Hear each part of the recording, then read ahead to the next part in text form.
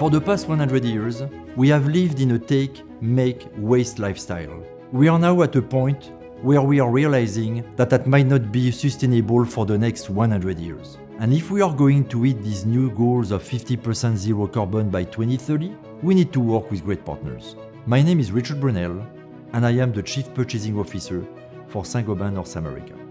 We have a huge target to become carbon neutral by 2050. To do this, we need to find suppliers that also put in the effort to produce products that are carbon neutral.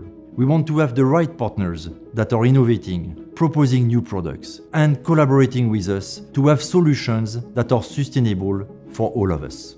When we talk about CO2 emissions reduction, we group the types of emission into scopes. Scope 1 and 2 emissions are a bit similar in that they are focused on how much carbon is emitted during the production of a product. Scope 1 are the direct emissions, and Scope 2 are the indirect emissions from purchased electricity used to power the plants and machines.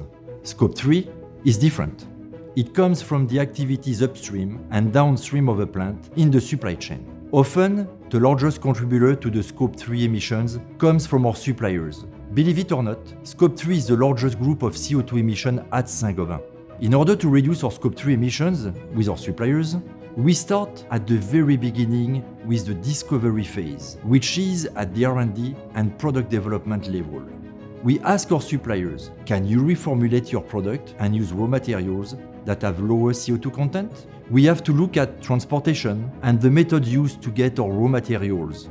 Competition is also key, as we must select suppliers that are aligned and supporting our sustainability objectives to be carbon neutral by 2050. Scope 3 emission reduction is new, and this is complex. We are currently in the discovery phase and finding new ways to work with better data collection to understand exactly what step in our vendor and supplier relationship is contributing most to CO2 emission.